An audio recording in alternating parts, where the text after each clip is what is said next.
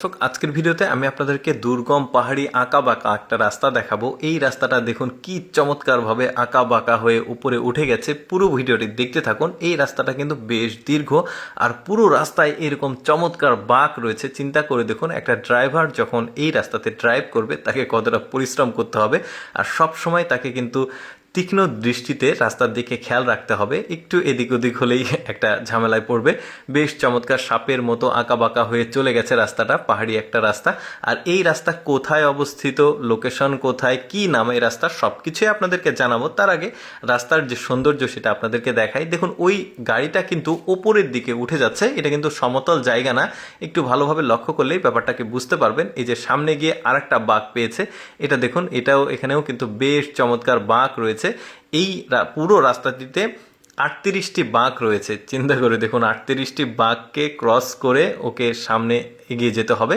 রাস্তাটা লাস্টেই কিন্তু মানে শেষ একটা জায়গা আছে, পয়েন্ট, সেটাও দেখাবো। আর কোন জায়গা সেটা আমি আপনাদেরকে কিছুক্ষণের মধ্যেই জানাচ্ছি।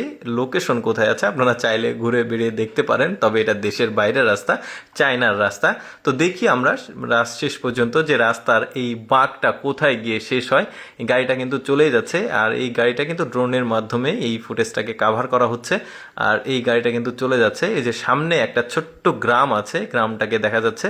বেশ চমৎকার, কিন্তু গাড়িটা কিন্তু উপরে উঠেই যাচ্ছে। আপনারা ভাববেন না যে এটা সমতল, এটা কিন্তু নিচু থেকে উপরে উঠে যাচ্ছে। বেশ চমৎকার কিন্তু এই রাস্তাটা। আর এই রাস্তার আমি আপনাদেরকে এবার পুরোপুরি বলে দিচ্ছি। এটা হচ্ছে সানা পোপো, মানে গুয়াংজি, চায়নার। আর এখানে 38টি বাঁক রয়েছে। আরও ডিটেলে যদি আমি আপনাদেরকে বলি, এটা হচ্ছে ডিটং গ্রামে অবস্থিত এই রাস্তাটি।